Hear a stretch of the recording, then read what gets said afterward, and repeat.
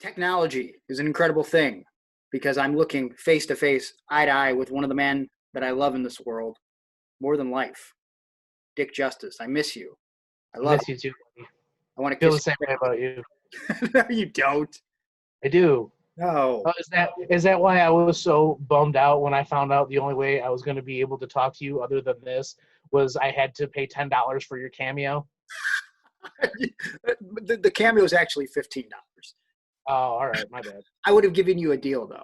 I thought I would have got like a brother discount, but I think this is the ultimate brother discount. I mean, you're on the podcast now. yeah, I finagled the system. But I wanted you on the podcast for a long time because I know, and I think a lot of people out there know, that you are one of the most underrated, undervalued professional wrestlers in the history of professional wrestling. And I speak for everyone when I say that we miss you, Dick. What have you been up to? That's very kind of you to say. Uh, I don't particularly view myself that way. Um, I very much just kind of went with the flow, and I feel like I got real lucky on a lot of things. But recently, I've just kind of been, you know, staying in my house all day, wearing a mask everywhere I go, like everybody else. I got real lucky. My trainer that I picked up, he's a trainer, nutritionist. His name is Chris Harris, not the Wildcat. Wildcat, though. I mean, I would take any advice that dude would give me. Yeah. Any advice at all. Life, nutrition, woodworking, I don't care. What if you wanted to kick your brains in? That's fine. I don't care. Brayden Walker style. Yeah, I mean, you take the advice, and that's how you pay. That's how you pay him. For sure. You let him just kick your brains in. Yeah. Which is cool. I mean, tit for tat. It's all good. But he lives. My trainer, it's like the gym shut down. My trainer lives down the street from me, and he's got a whole gym in his garage. So I've got to continue like all of my powerlifting and all that. So I've actually been able to stay in pretty decent condition. And with being furloughed from the job that I had that I never actually got to start, I just worked outside. So I got a pretty sweet tan. You can't see it because my camera's garbage because my camera's from 2010. It's okay. But yeah, I mean, I've been working outside, and I just got a new job now, so I had to go back to work that I have to get up at 5:00 in the morning for, which I don't think I've ever had to do in my life. Did you know that like the only reason I ever saw 5 a.m. is because I was awake driving through the night? That makes sense. We have a lot of those long road trips, and 5 a.m. comes real quick. On those long nights. Especially on the way home from Chicago. Definitely comes real fast. Oh my God, we got to talk about those days at some point here. So, well, listen, I want to at some point talk about why you decided to take a break from wrestling, but what you failed to mention, first of all, no one wants to imagine Super Cop Dick Justice working a real job, so I'm not going to talk about that at all. But what I do want to talk about is something that you've been doing post-wrestling, I would imagine more before COVID hit. You know, I had to search your Instagram name because when I was trying to tag you for the podcast, I'm just searching Super Cop Dick Justice, but you changed it to Super Strong Justice. And I think you did that because, I mean, you were doing competitive bodybuilding, powerlifting stuff.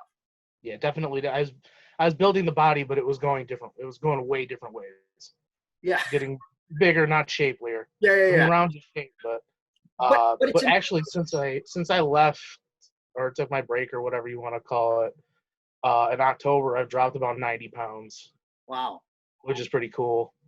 Just changing my diet, and my trainer, he's a nutritionist. He's got all the bases covered. But like during that time, I was working a really bad job, and I put on a lot of stress weight. So when I walked away from that job, I dropped 20 pounds like that. It was quick. And then everything else was like, I did like the couple strongman competitions before I started training with him. And the only thing that I knew was based off of what I would see on YouTube And I would see guys like Eddie Hall and Brian Shaw, and they're eating 10,000 calories a day. And I'm like, well, I'm not as tall as them, so I probably need to take in like 4,000 or 5,000, which is very wrong. I don't know if you've ever tried to eat 4,000 or 5,000 clean calories, but it's so difficult. I can't even imagine. I have a hard time eating 2,500 calories. Yeah, right now I'm at 1,800. Holy shit. Yeah, I'm eating less than you are. Yeah. Well, so tell me about the whole process then, like with the diet. So you're eating 1,800 calories. So what does your meal portions look like in comparison to whatever it is you were doing before? I imagine you really didn't have a game plan for your diet in place until you met your nutritionist, not Chris Harris from TNA. Yeah, right. The secondary Chris Harris, the mild cat, as I like to call him. He doesn't get it. He's never watched wrestling a day in his life. But so like before, it would be like, oh man, I only ate once today. I'm only at 900 calories. Well, I guess I'll just grab a garbage plate. For those of you who aren't from Rochester, the garbage plate is basically it's 2 cheeseburgers, mac salad, home fries or beans, and meat sauce and ketchup and onions and mustard. Greg, you had one time. Couple times. I was there for your first one. You were. But those clock in around 3,000 if you get them from the right place. So I just be like, oh, if I got to get my calories in, I might as well just eat this. And like, all my lifts and everything went up, and so did my waist. And my posture was bad, and my feet hurt, and that on top of everything else, it was just a recipe for disaster. So now it's breakfast is like I don't like to eat in the morning, so it's fruit and some yogurt and some almonds and some protein, and then lunch is like the chicken breast and the rice and just so many vegetables that I'm tired of looking at them. Yeah. And then dinner, pretty much the same thing. Gotcha. Now, let's segue that into, I don't know if a lot of people realize this. You have an amateur wrestling background. So did a diet come into play back then for you, or is this a brand new thing for you? No, diet was huge back then because so I started off 9th grade at 335 pounds, and the weight limit, like the highest you could wrestle at, was 275. So I spent 9th grade trying to get down. I got like 5 pounds away, and then I got appendicitis, and that was it for the season. I gained all the weight back sophomore year, so I had to try and drop it again. I was semi-successful at it. Junior year, I started off around 300, and I dropped down to 275 because I was a little more motivated. You get older and wiser. So I finally made weight junior year for like the last match of the season, and then when the season started up senior year, I started off at weight, and I dropped down to like 250.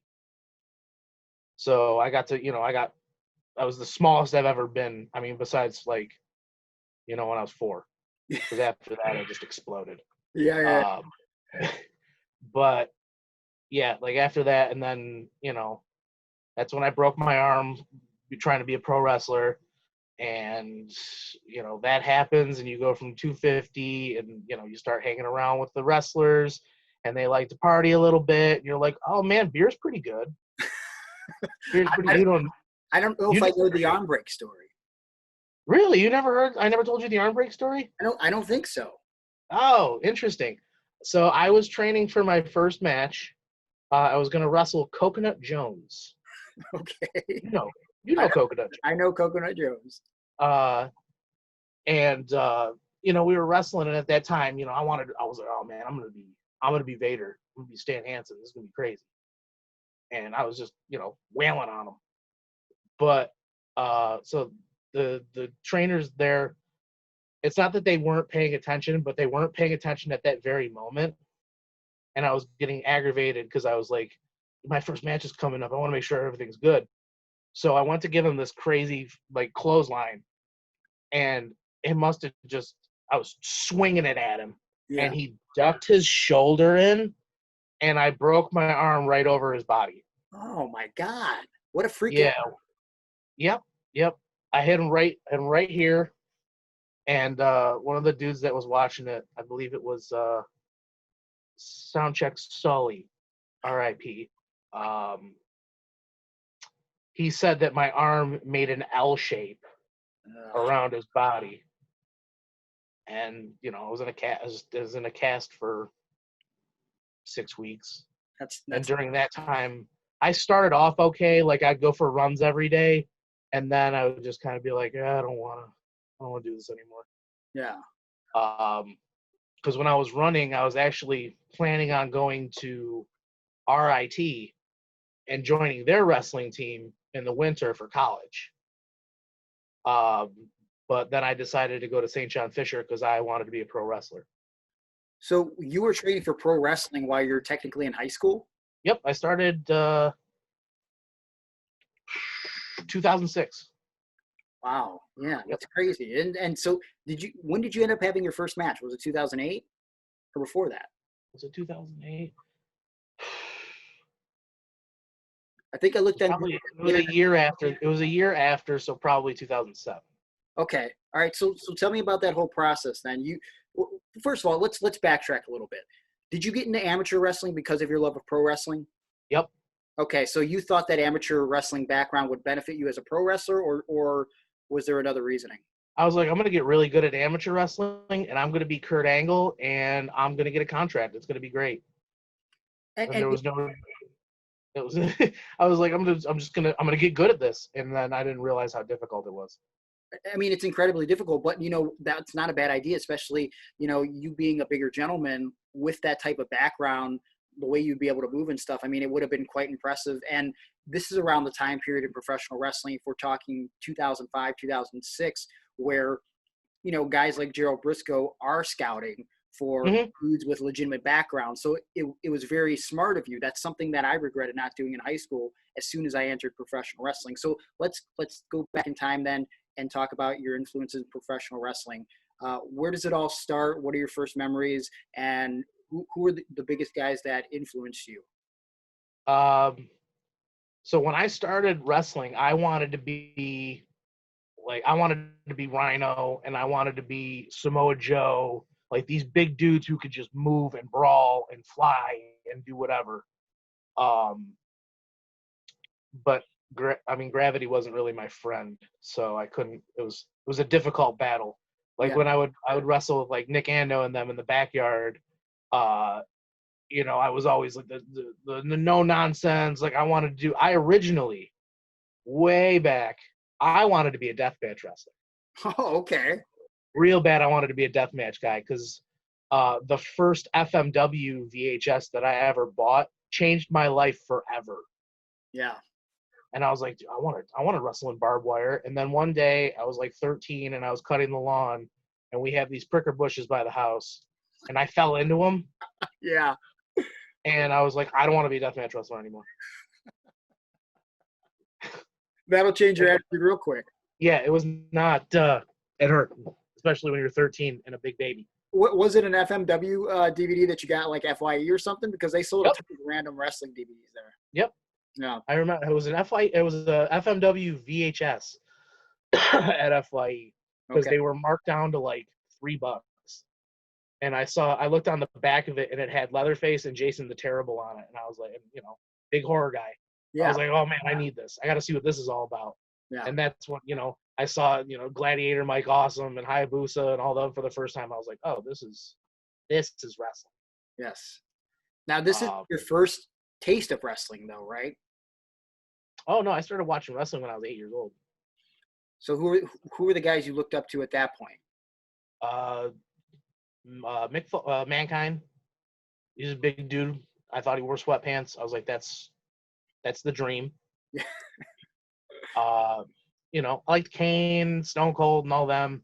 But I was always drawn to like a dude like Ken Shamrock or Steve Blackman, like these badass dudes. Yeah.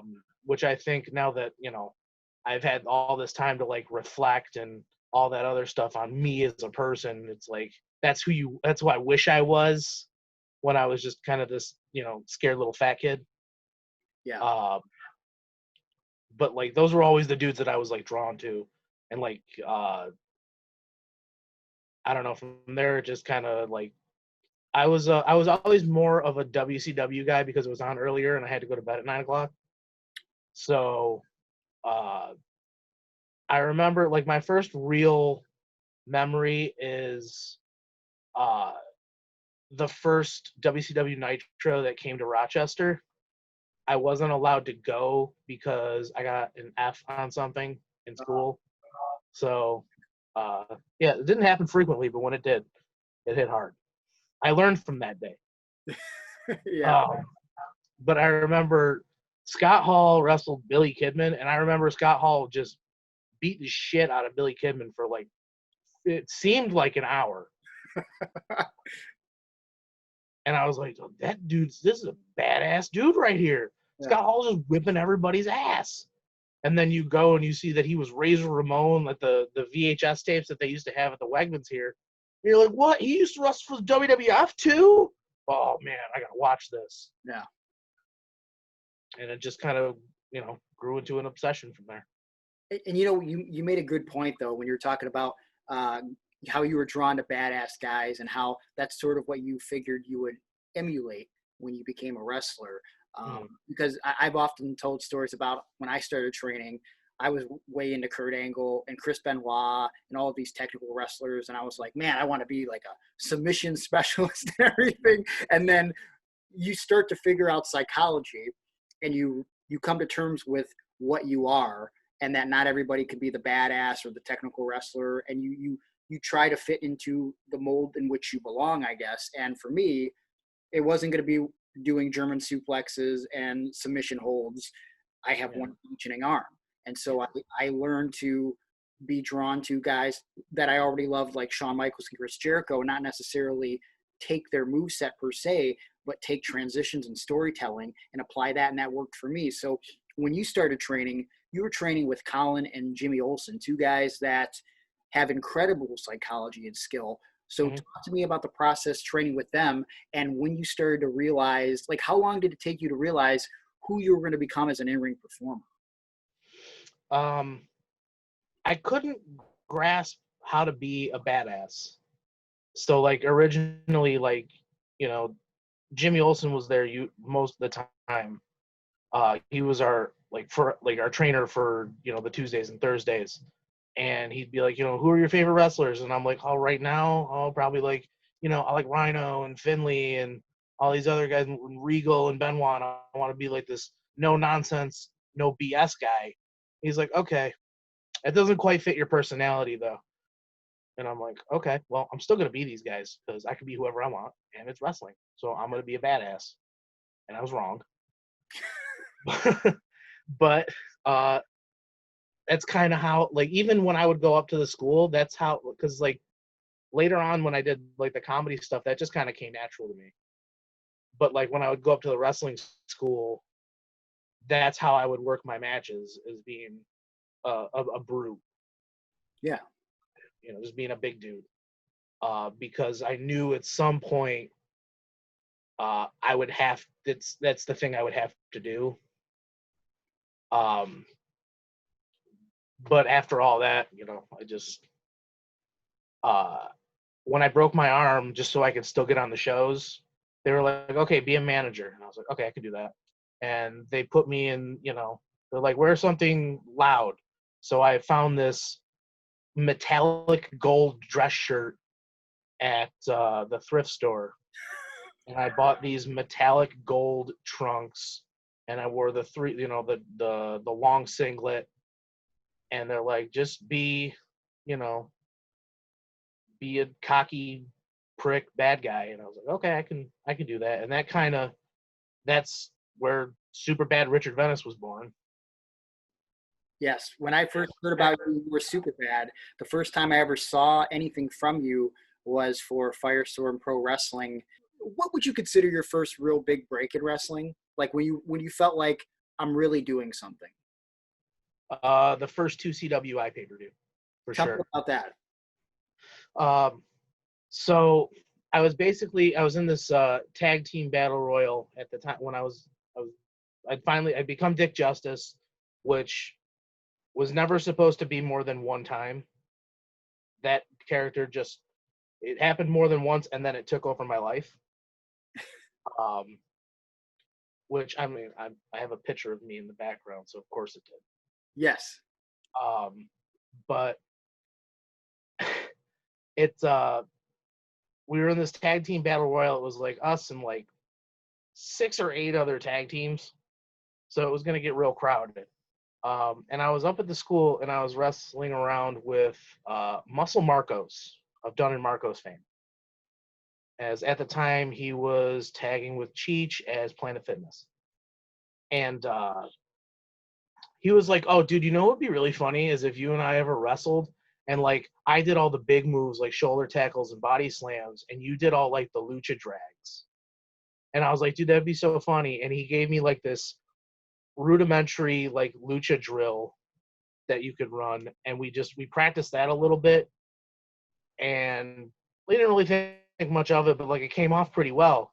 So finally we show up on show day, and he's like, hey, do you want to run that lucha spot that we were practicing up at the school? And I was like, yeah, sure, why not? And I was like super nervous about it because I'm like, I don't want to roll in anybody's ankles, and you know, it's a battle royal. No, I don't know if anybody's gonna be paying attention. But like when the time came, he cleared the middle of the ring for us, so all eyes were on us. Yeah. And then, you know, at the show before that,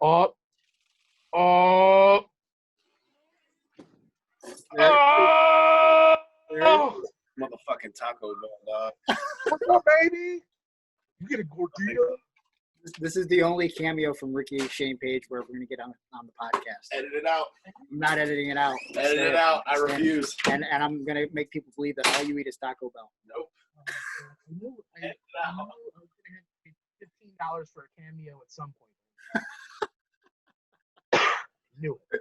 Finish your story. I don't remember where I was. They're Right, lucha drags.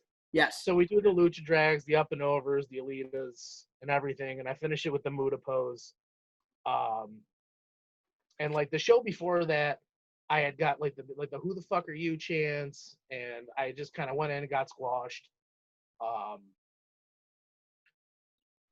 And then I you know, it was a free pay-per-view. There was a lot of people watching, and I come back from the match after I get eliminated, and my phone is just exploding.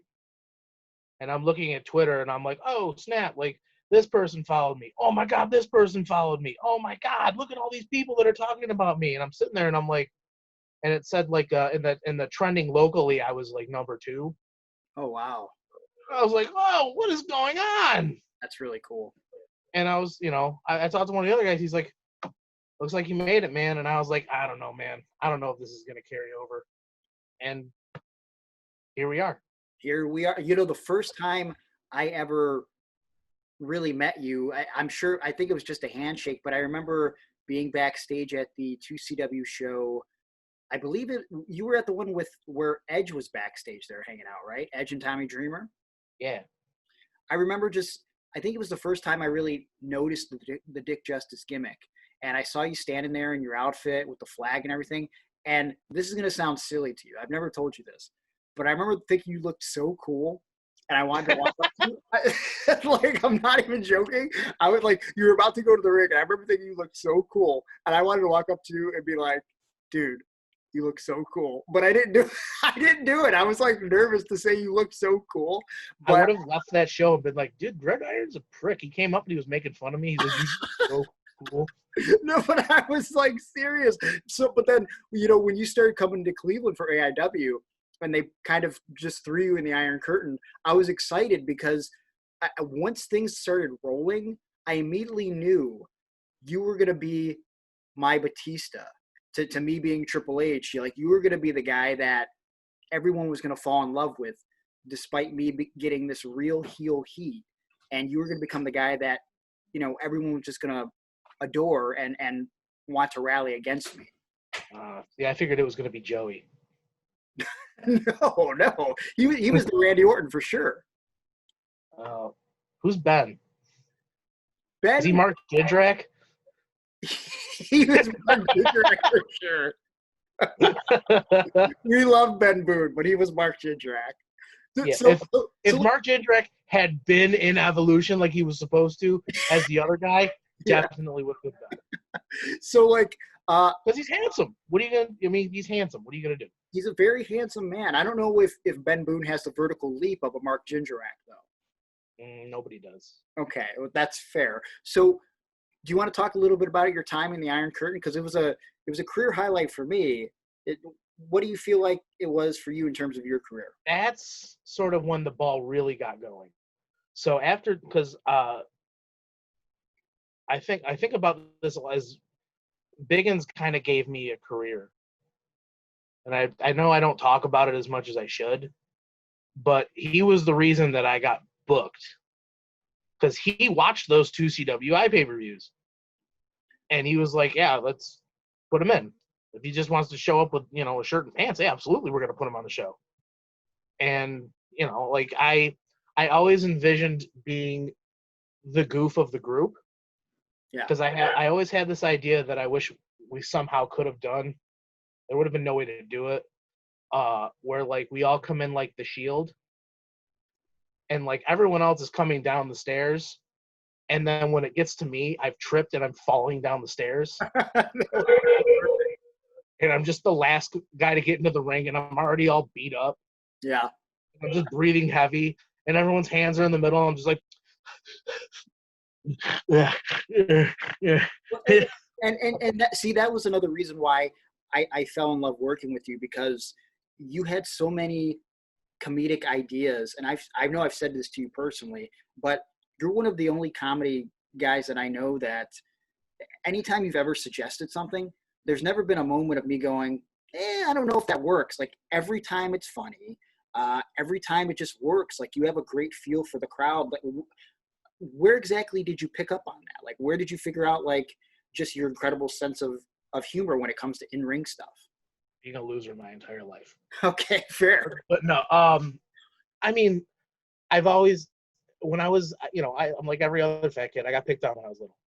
When I was 5 and 6 years old, they used to pick on me on the bus, and they would take my toys and they would throw them out the bus window and stuff like that.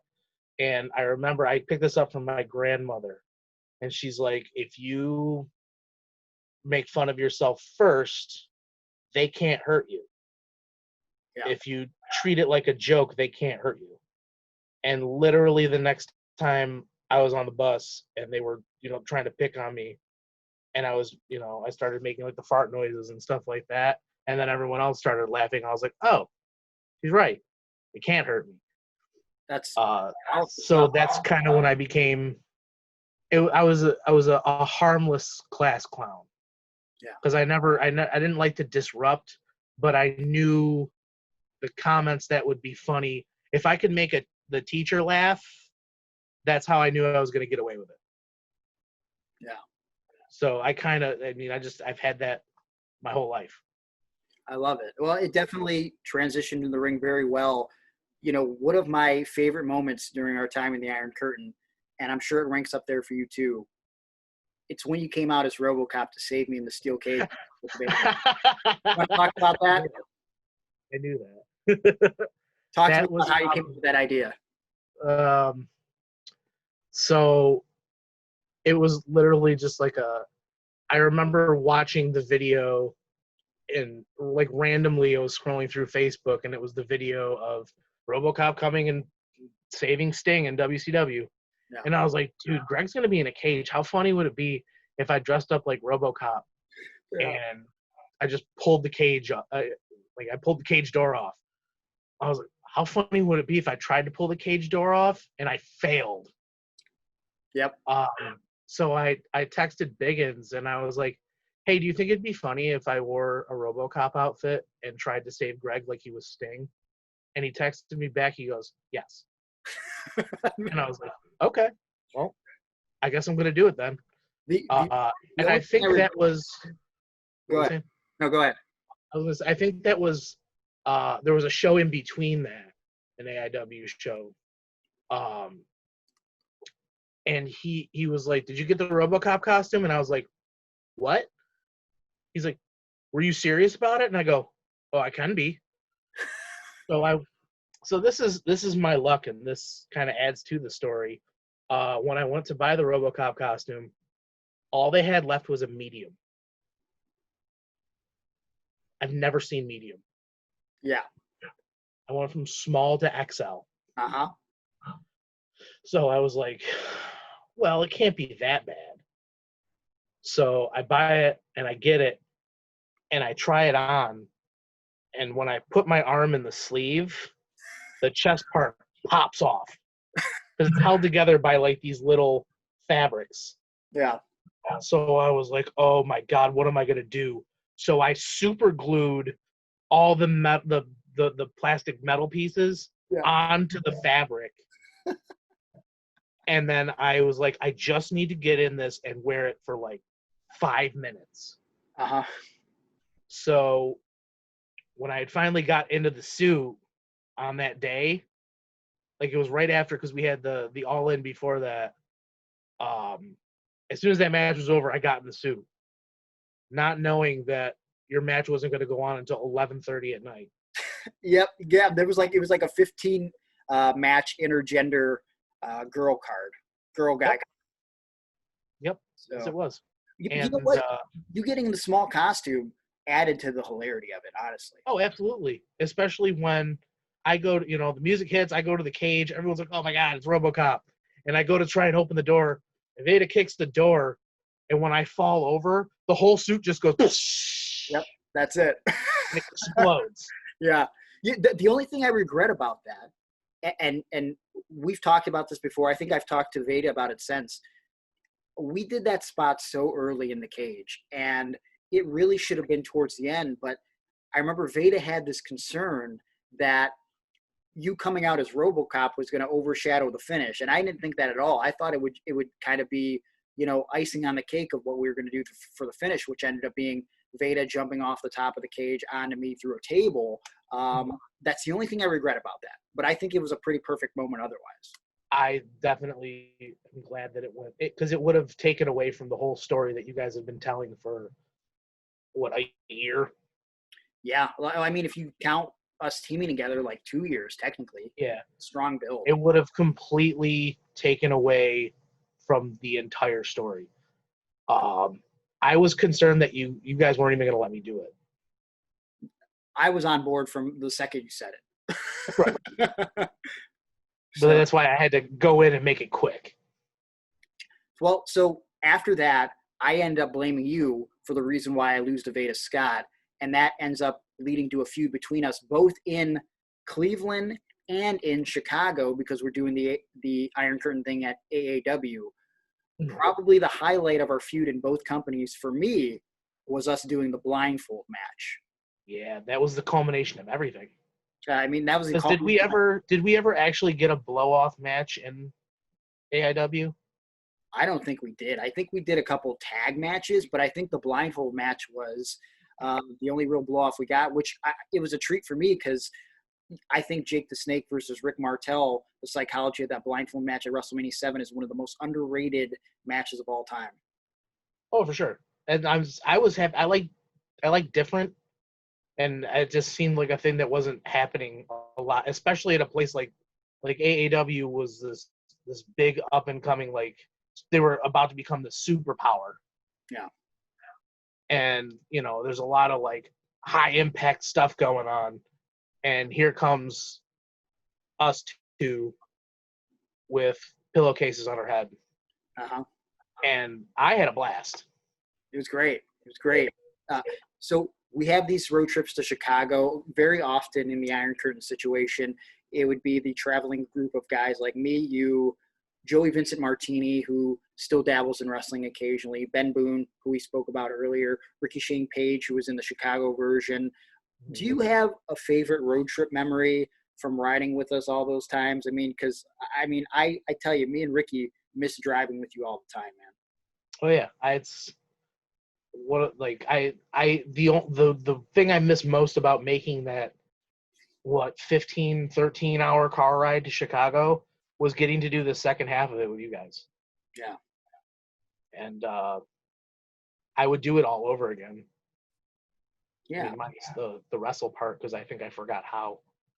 Oh, come on. But I'll watch. Shut up. what we often talk about when we go through Chicago, though, is occasionally we'll stop at that. I believe it was a Speedway where you ended up throwing you, you ate a pizza. You ate like a Speedway pizza, and Ricky texts me about that every time you guys stop at that Speedway. You want to tell the story? So what happened was, because I got in super late, and I hadn't slept long, and I didn't eat when I woke up. So we're almost to Chicago, and I'm like, dude, I got to eat something or I'm gonna pass away. So we stop at a Speedway.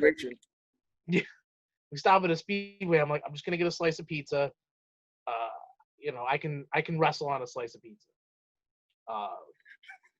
So I eat this pizza, and naturally, what I would do on a road trip is I'd put a dip in for up 10 hours. And I think that was also the first dip I had of the day. And that first one used to always get me, good and toasty. Yeah. The combination of that and the Speedway pizza that had probably been sitting there for several days made me violently sick. So I'm like, Greg, you gotta pull over, man. I'm gonna throw up. And you're like, you better not throw up in the car. And I was like, bro, you gotta pull over. I'm going to throw up. You're like, I did not think you were serious at all. So we pull into the parking lot of it was like a rest stop in like Indiana.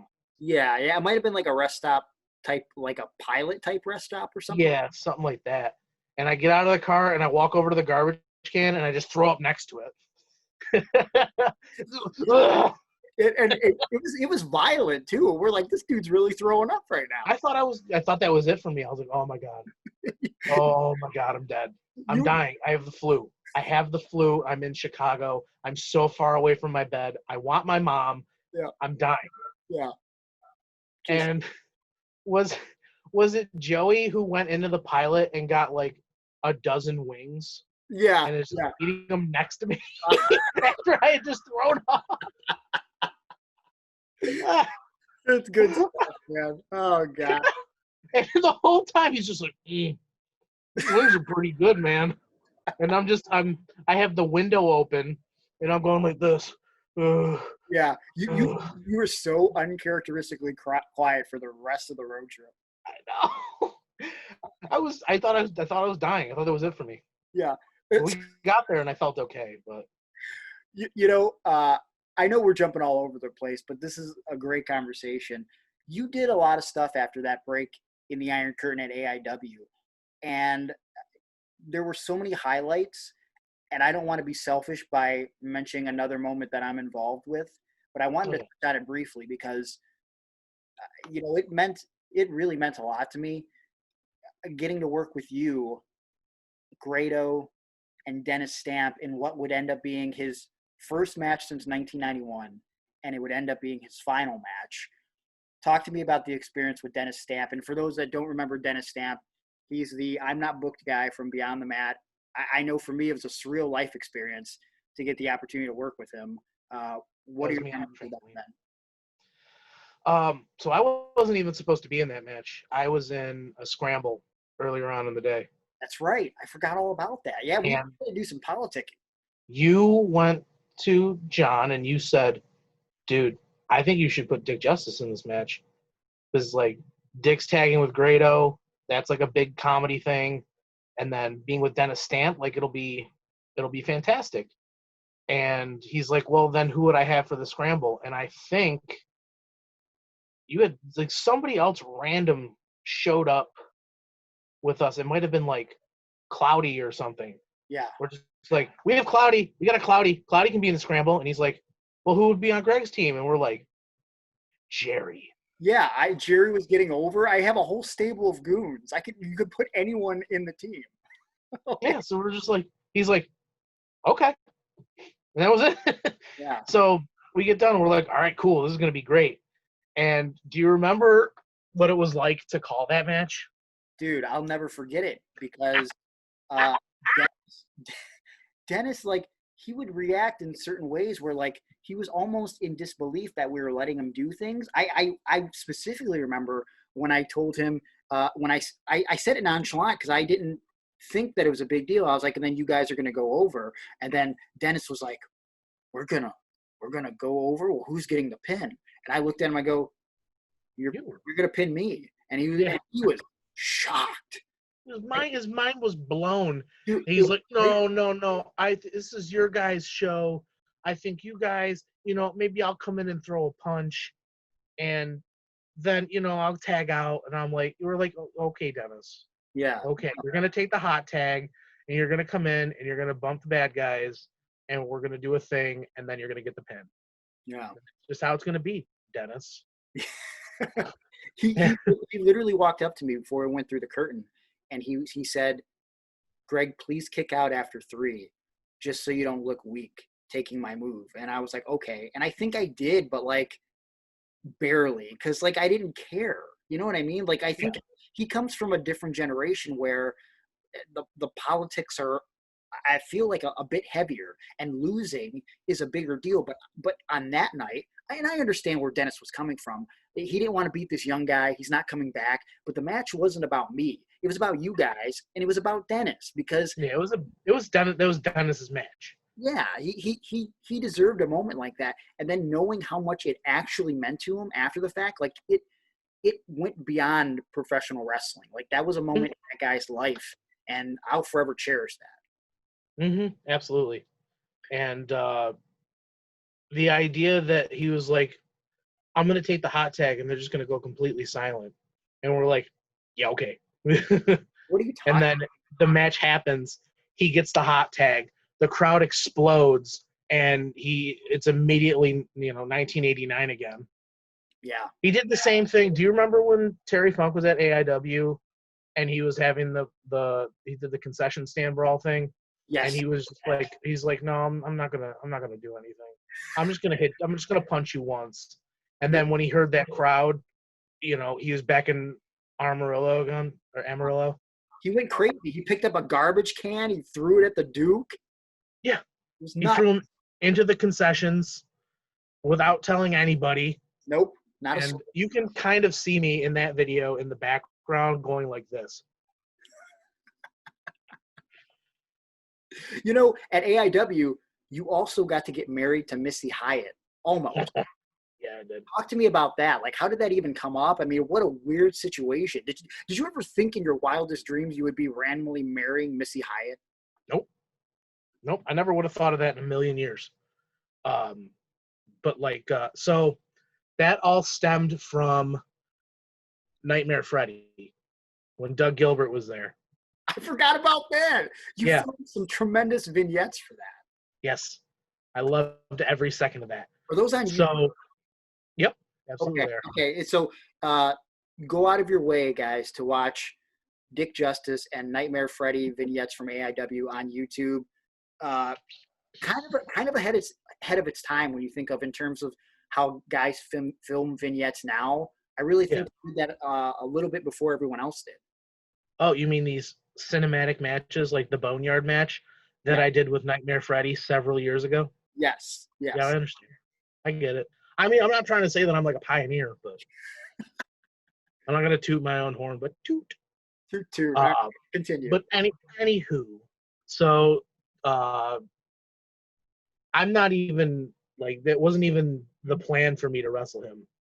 But I go up to John and I was like, hey, who's wrestling? I was like, dude, who's wrestling Nightmare Freddy at the show or where I said, who's wrestling Doug Gilbert? And he goes, oh, BJ's going to wrestle him the first night. And then the next night he's going to come back as Nightmare Freddy. And I was like, who's wrestling him? He's like, I don't know. I was like, can I? And he goes, I mean, I guess. I go, it'll look really cool as a graphic. And also afterwards, I'll film vignettes where I'm in the dream world. He goes, okay, you can do it then. Well, John Thorne is a big mark for Nightmare on Elm Street, as am I, and we both love horror films, so it just makes sense. And so was I. I'm also a gigantic Wing and Big Japan and the 90s deathmatch horror movie guys. I love that. Yeah. As you can see with my VHS of FMW. Yeah. But so I wrestle him. I do the vignettes. And they're like, you got to have the comeback match. Who's gonna be Nightmare Freddy this whole time? And I was like, oh, I've never wrestled Jock. Let's do that. So he's like, oh, that's a good idea. We're gonna have him be Jock. So that leads to, the short thing where now Jock has Colonel Robert Parker as his manager, who is just the best. I love him. I will always hold the locker room time that we had together so close to my heart. He's so great. But they're like, he's like, I'm going to get Missy Hyatt to be your manager. I was like, okay, cool. So we do it, and it works out really well. And then he's like, dude, what if you marry Missy Hyatt? And I was like, oh, like a fake wedding kind of thing? That'd be hilarious. He's like, yeah, like you think the feud is over, so you marry Missy Hyatt, but actually she was in on it the whole time. So we do all that. After it was supposed to be Jock, who was it? It was Jock, Tracy Smothers, and it was supposed to be Bunkhouse Buck, but something happened with his plane because it was in like December or something. Yeah. And then it was me, Colt, and Fontaine, which just as good. Yeah. So, but then they got, instead of Bunkhouse Buck, they had Bunkhouse Kaplan, which is fine. I love Kaplan, so it's cool. Who came from his construction job and then wrestled in his construction clothes. What an actress. That's wonderful. But yeah, then they're like, to propose to her after the match, your wedding party is going to be Space Monkey and Fontaine, and then this is going to happen, and they're going to come out and double cross you, and then you'll have your blow off with Jock. I said, okay, cool. Which then led to one more match after that, because 13-year-old me was poking and prodding and going, hey, you should probably do a death match. And I said, all right, 13-year-old me, despite you not liking the pricker bush, we'll put the barbed wire up on the ropes. We'll have a Texas death match that way. So that led to my first and only death match with Jock Sampson. Wow. I always felt like Jock is a very underrated guy too. Absolutely. Yeah. 100%. Now, outside of AIW, eventually you end up going to Impact for a brief period of time. Tell me how that comes about and your memories from that experience. You touched on how cool Bobby Lashley was. Just give me the overall experience on Impact and why you didn't end up signing a contract. Everybody was cool. There wasn't a single person. Like when I got there the first day, everyone was like happy to see me. And Braxton Sutter was actually the one that told me where to park, because when I got there, I parked inside the Universal Studios employee parking and was very confused. And when they wouldn't let me in, there was a line of like 15 cars just honking their horn behind me. Oh. And I'm like, I don't know how to get out of here. But that's the end of that part. So I didn't know that Sanjay was like a fan of mine, because at the time he was doing a lot of the booking there. And I didn't know that Abyss was a fan of mine. So already 16-year-old me is geeking out like crazy. For sure. I looked at my phone and Abyss had followed me on Twitter. And I was like, oh, bro, made it. Then he sends me the direct message. He's like, hey, bro, we have this idea for you. Can you come down to Florida for the Impact tapings in, I think it was like May? And I was like, yup. He was like, all right, cool. And that was the end of it. But what happened was they're like, hey, man, we actually don't need you this time around. We'll get a hold of you in the future. And I'm just like, oh, there goes my Impact chance. But they got a hold of me, 2 months later to come down and do something in July. Mind you, I have no idea what their plan is, but I went anyway. So I get down there, everyone, I'm saying hi to everybody that I'd seen, at other shows and everything. And Dutch Mantel pulls up on a scooter. And he was the manager I had for Jock. I did that with him twice. Once in Rochester and once in Cleveland. Yes. So after that, he pulls up and he's like, we had this idea for a character. He's the standby wrestler. You know, back in the day, we used to have standby wrestlers. They were kind of like extras, where if we needed to fill a time on a show, if shows were going too short, we would just kind of throw them in a squash match. So the idea behind your character is that you've been in Florida ever since, or you've been with Impact ever since it started, and you're just waiting for your opportunity, and you just kind of stand in the background and you're just warming up. Yeah. You're just, because you got to stay loose. You're always ready. They can call you at any time. So you're always warming up. But you never get your shot. Well, finally you get your shot. So the original idea that Dutch had was they were going to show classic clips of like Impact, and they were going to try and superimpose me in the background of them warming up. So like back in like the Asylum days, like Monty Brown's cutting a promo and he walks off camera, and there I am just kind of faintly in the background doing my squats and playing with my stretch bands. I love that. So they're like, yeah, you're the first time I did every day of the tapings the first time I was there, and all I did was squats. That's all I did. Yeah. And they'd play them every week, and they're like, yeah, you're probably going to do this a couple of times. We'll probably, maybe we'll give you like an explosion match. But like Sanjay and Abyss had told me, they're like, when Dutch pitched this idea, we thought you'd be perfect for it. Like this character just kind of screams you. And I was like, perfect. I love it. Let's do it. Because when I got there, they're like, do you know what you're doing? And I was like, nope. And they're like, oh, well, we have this idea. So I was like, okay, cool. I'll take it. So, I do that. And then like I finally get, my first big match. My first match is against Congo Kong. And he eats me alive in 3 minutes. One story I do like to tell from all that, though, is that was the first time I ever met Jeff Jarrett. And when I got there and I met him for the first time, like I shook his hand. I was, hi, how are you? And he goes, something, brother? He goes, I don't understand why we had to fly in a kid all the way from New York when there's plenty of other dudes here in Florida that we could have got for a lot cheaper. But they say that you're going to do really well, so don't screw up. And I said, yes, sir. So I did my match with Congo, 3 minutes, and I come back through the curtain, and he's the first person there, and he's going, and he shakes my hand. He goes, all right, I get it now. See why we flew you in from New York. And that was better than, bro, you couldn't have fish fought me off cloud nine.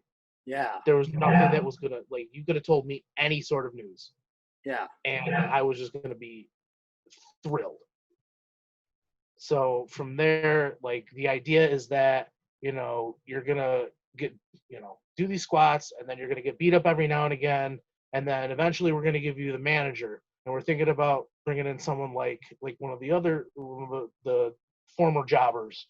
So we'd probably get you somebody like the Brooklyn Brawler.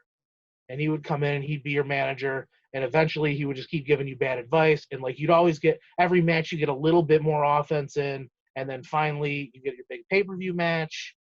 And you wrestle the Brooklyn Brawler because you're tired of his shit. And you win. And that's the standby wrestler story. And I'm like, fantastic. So, my first 1 or 2 times there, it's me and Sanjay's my guy and Abyss is my guy and Dutch is my guy. It's all his idea. And I'm like, okay. The first time I was there, I didn't sign anything.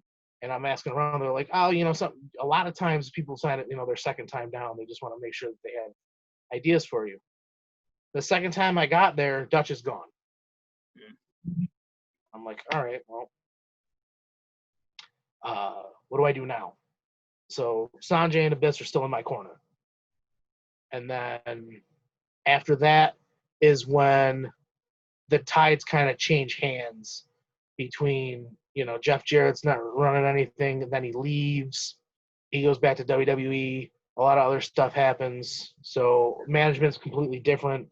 So the tide kind of changed there, and they just kind of like, I had my the last match I had there was the 6-man, was me, Fala, and Brodus Clay, and then we wrestled Kevin Matthews, Trevor Lee, and Caleb Conley. And then after that, like, it was, like the big bullying angle that we were supposed to run. And then after that, they were just like, yeah, we don't have anything for you anymore. Wow. Just like that. Yeah, everything kind of changed like fairly quickly. One of the other cool things I got to do though was the turkey trot match they did for Thanksgiving. Yeah. It was the main event of that show. It aired on my mom's birthday, so she got to watch me on TV in the main event. That's amazing. So that was pretty cool. Also, I didn't have to get her a gift that year because that was a surprise. Boom, you made it. Made it. My gift to you is success, mother. Look at me now. So the Impact thing doesn't pan out, but you're still doing so many gigs. You're doing things for like Beyond Wrestling and traveling back and forth to AIW all over the country, quite frankly. Dick Justice name's out there. We didn't even talk about it. We're going to have to talk about it at some point. You do the Super Cop Dick Justice film, which I was a part of. Ricky was a part of. Ruby Riott was a part of. One of the highlights of my career. At what point do you decide you need to take a break from wrestling? And once you touch on that, I want to go a little deeper if you don't mind. For sure. So I've always, maybe not always, but like for a long time, I've always had depression issues, but I've always just sort of ignored it. And I always take certain things that happen in my life as like signs, like this is good because now the tide is changing. So I was fairly depressed in like 2015, 2016. Met my girlfriend, thought everything was changing. And then it just kind of started, it was almost kind of like it put a Band-Aid on it because it was a much deeper issue than that. That I wasn't really looking into as much as I thought I should have. Yeah. Because I'm just like, oh, I'm tired of being alone. Oh, problem solved. But that wasn't the issue. There was a much deeper issue that I'm now beginning to finally kind of identify and come to terms with and work through. But I guess if I had to really like pinpoint a time where it kind of struck up again was one of the Impact tapings. My dad had gone in for a scan for, there was like scarring on his lung, and for a while they were just like, oh, it's scarring from pneumonia. But then they took an x-ray and they're like, oh, it's getting bigger. So I'm in Florida, they're back home in New York, and I get the call from my mom. They're like, oh, your dad's got lung cancer. So the whole world just kind of like, I was late to the tapings that day and everything. Like I couldn't process it. I'm like, I can't do this today. So I just, it's all I could kind of think of. But I'm like, my dad's kind of like, at least in my, but a lot of other people, he's an Iron Man, like he's Superman. I'm like, he'll bounce back from it. But there's always been, for a while, the issue of I can't really ride this train of just getting to wrestle and working these garbage part-time jobs forever. So I kind of went into like a panic mode, and I took the first full-time job that I could get, which was I was the store manager at the GNC that I worked at. And I'm like, okay, this, I can work it around wrestling. The weekends I don't have shows, I can work, so it'll be fair to the employees. And I had worked with all my other employees for, a year or 6 months up to that point. So I'm like, I got a fairly good understanding of everybody. This shouldn't be too bad. And it was probably the biggest mistake of my life. Because when you're already feeling like down like that, it just snowballed. So I'm working this horrible job for this emotionally abusive company, and I can't I feel like I get into like this rut. And because of that job, I had to cancel shows that I was on at last second. That makes me unreliable. And I knew that like the depression was kind of building up again, because it feels like when you're walking that you're just carrying this like sled behind you, just full of just gross. And it's fucking awful. There would be times I would come home from work and I would sit in my living room and I would just stare at the dark for like 2-3 hours. Or I'd go to bed and I would stare at the wall, and it just started getting worse. I was having these awful nightmares every night, and everything just kept getting worse and worse and worse. And it just like, I remember I was at the doctor because my mom was so concerned with like the weight that I put on, because I ballooned up to 405 pounds. Wow. And I was like, it's, I'm a power lifter. That's what we do. I'm a strong man. We're big. Anything to convince myself that what I was doing was okay. And it wasn't, I wasn't eating all these calories anymore. I was eating 700-800 calories a day, and I wasn't eating.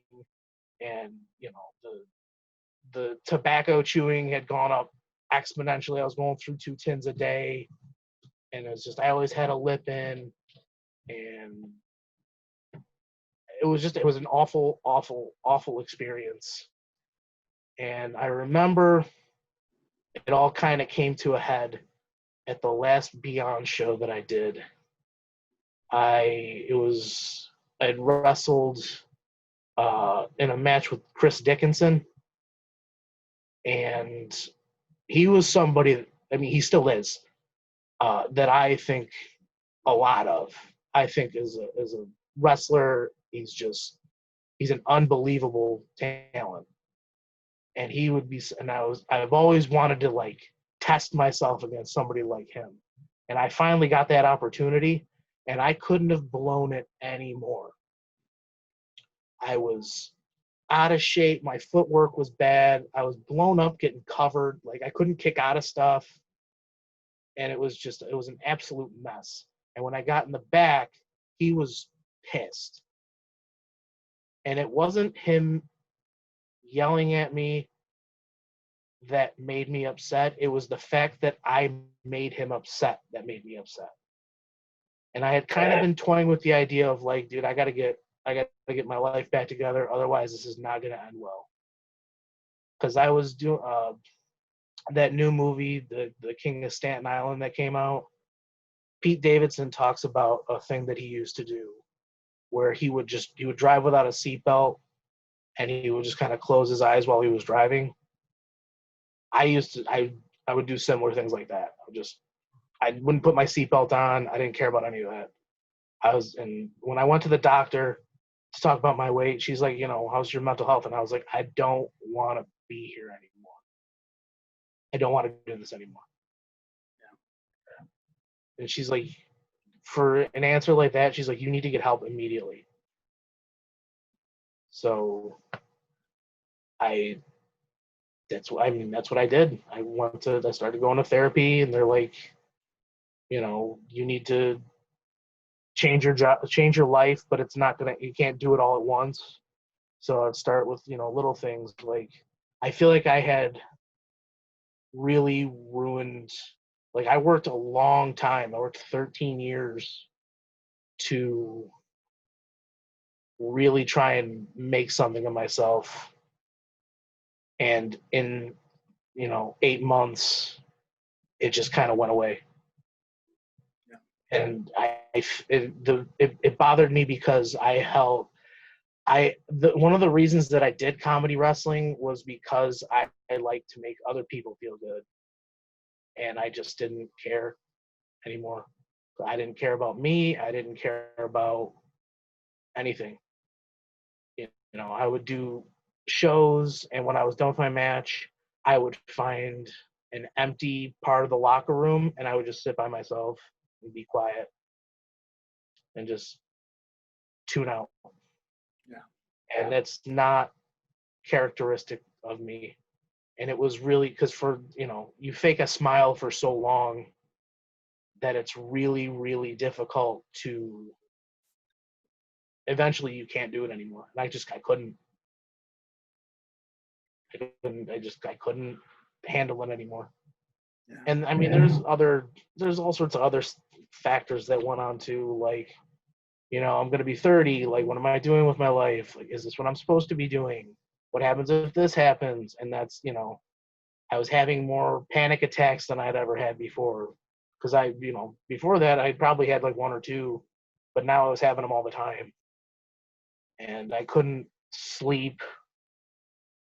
I was having these just awful, awful nightmares of just death and murder and of me and other people, and just I couldn't deal with it anymore. I was like, I was afraid to go to sleep, and when I finally did fall asleep, I couldn't wake up. So I was like, I had to do something, or it was not going to turn out well.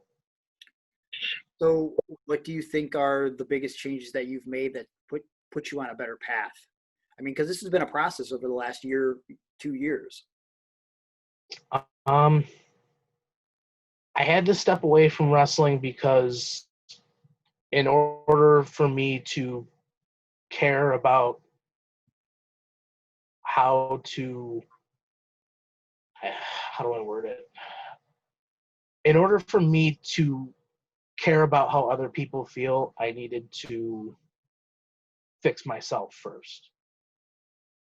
Because I've always held that as a very important part of me. Is I like making other people feel good. Even if I'm not in a good mood, I don't want that to reflect on other people. And I'm sure,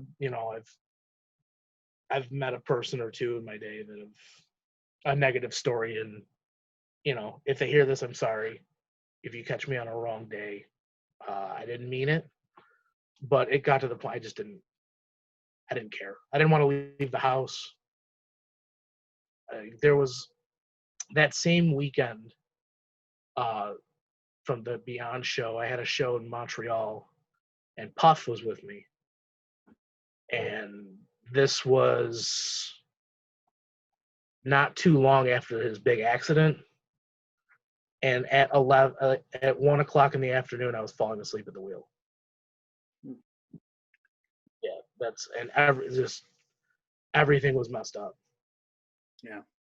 And I was like, dude, I can't be putting, like, he's already had this experience. I don't want to put him in jeopardy anymore. Like, I got to go away. I needed to go away. And, I try as best I can to stay. One of the things they tell me to do is, social media can be toxic. So try and stay away from that. So when I put up that message that I was stepping away, I got a lot of messages, a lot of them. And I'm so sorry I didn't respond to any of them. But I couldn't. I had to step away. I'm sorry. I saw it. I appreciate everything. I really do. But there was something I had to do. I still pop on from time to time because it's 2020 and I can't stay away forever. But there was a good period where I was just like, I turned all the notifications off on my phone. I was like, I got to stay away from this. I quit that job. And I started making different changes. I got my trainer, and he helps me a lot, not just as far as like training and nutrition, but like giving me an outlet if there's a problem. I started keeping like a diary. So like it's good to get my ideas and my thoughts out so they're not just bottled up. And it also helps with assessing problems and how to fix them. Just it's a bunch. I still have my days for sure, but they're better than they were before. Yeah. So what has played a factor other than you basically rediscovering yourself? What are the things that have played factors in your life over the last year or so that have really kept you on the straight and narrow as far as more positive thoughts, better mindset, I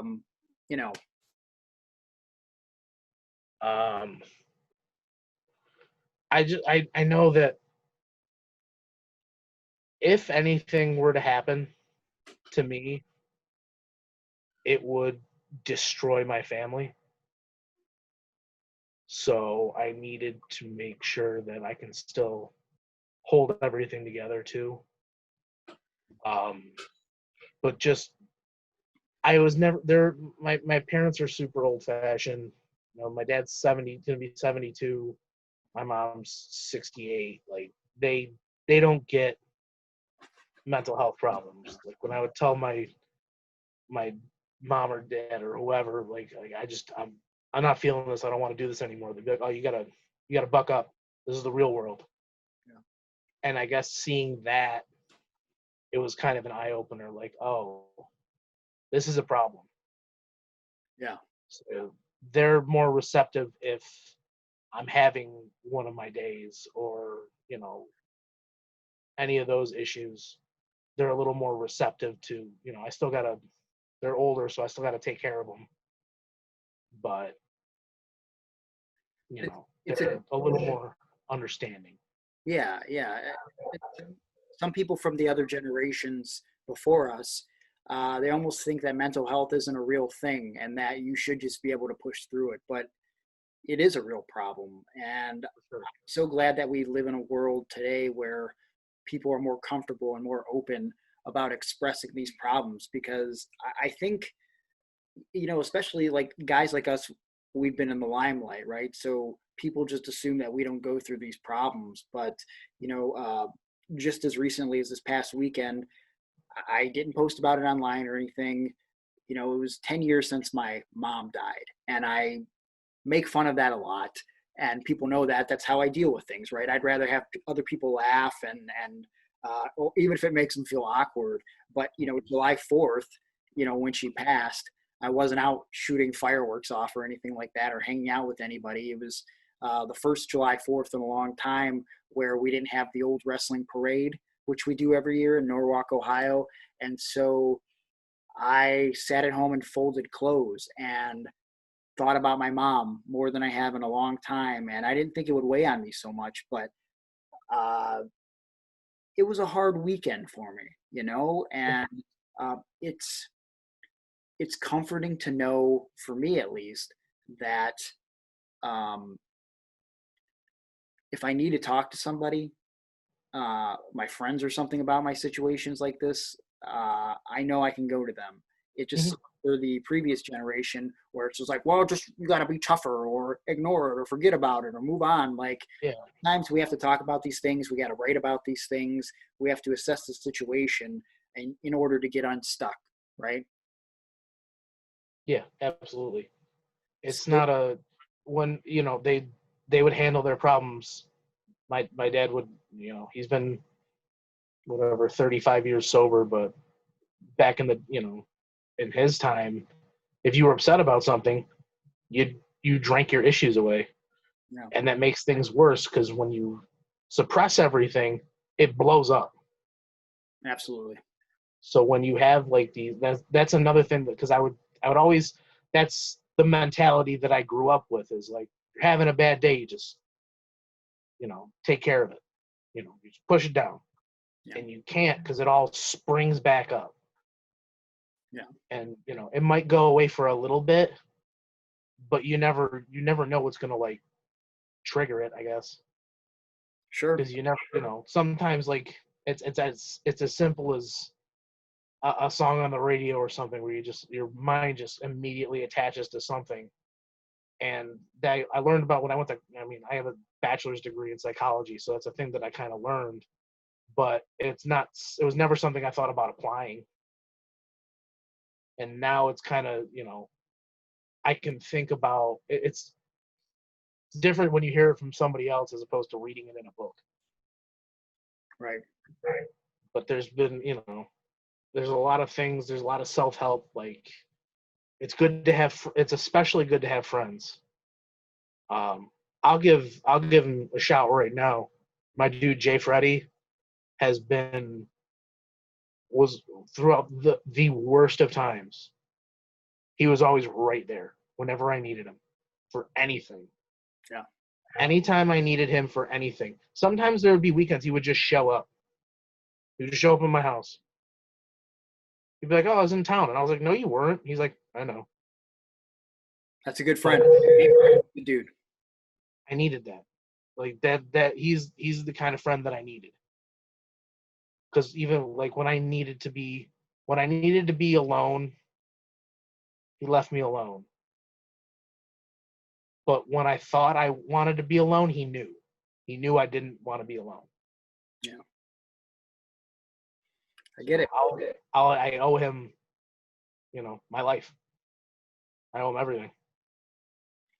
Well, hey, I'm glad you're still with us. Everyone's glad you're still with us. Here's a big question, though. Right now, we're in quarantine. The world is completely psychotic and weird. Is there a chance that when this is all over, now that you're in a better spot and you're still working to be in better spots, are we going to see Dick Justice back in a ring one day? I don't know, man. I think about it every day. I'd be lying if I said I didn't. But you will for sure one day.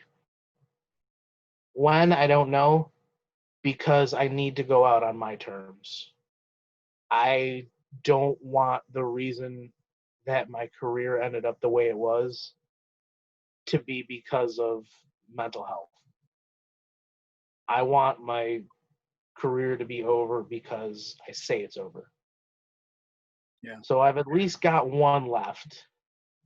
Where and when, who knows?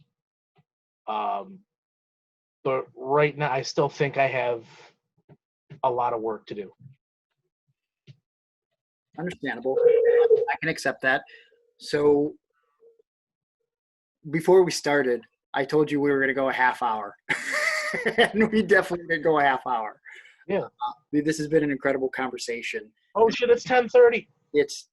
Oh, no, you're passing out. You said you were going to fall asleep. God, mother. Okay. So I'd love to talk to you all night, but we can't. Put this on your Patreon. I don't know how I'm going to cut up the episodes now, quite frankly, but I got to ask you one final question. We've talked about a lot of stuff today. I feel like we didn't even scratch the surface, but right now, where you're at in your life, what inspires you? What keeps you going, man?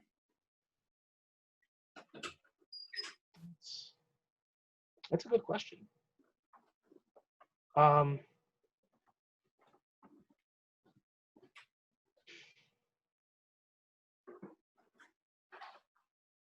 I think about a lot when I was young, when I was, 8, 9, and I still had, a twinkle in my eye, and all the dreams and the hopes and everything that I had. And I would love to be able to look back at 9-year-old me in his starter sweatpants and go, "Hey, man, you did it." Yeah. I want to do him proud. Well, I think you have. A lot of people are proud, and I know I'm proud of you. I'm proud to call you a friend, and I'm proud to call you a friend too, buddy. And I'm proud to call you a friend, Ricky. I love you. he's hiding in the basement right now. But I guess one last thing. What would you say to someone struggling with mental health issues, and especially in a situation where you mentioned how important friends are in a positive social circle? If they felt like they had no one to turn to, what advice would you give someone? Get help immediately. There's no shame in getting help at all. It doesn't make you any less of a person. It does. If you're trying to be a manly man, there's it doesn't make you any less of a man. Even though I think that's a thing of the past now, which is fine. For sure. But it doesn't make you weak. It doesn't make you anything like that. It makes you stronger because you are aware. It makes you more aware, and getting help as early as you can prevents these horrible, horrible things from happening. It's I got lucky that I had a lot of friends that I could just talk to if I needed it. I got friends that would just show up when I needed it. But there's so many different hotlines, and even if you're worried about insurance or anything like that, there's free clinics you can call that will help you. Like, those people are doing it because they want to help you. They're trying to make a difference in you. Yeah. So just do not be afraid to get help, because it's the best decision I made. I couldn't have said it any better. Dick, thank you for taking 90 minutes of your time and spending it with me. And I just want to let you know that legitimately, road trips with you, matches with you, moments with you have been some of the greatest moments, not only of my professional career, but of my life. And I love you, man. I love you too, buddy. Thanks. As a wise man once said, it's been a long day without you, my friend. And I'll tell you all about it when I see you again. God. And on that note, we're out.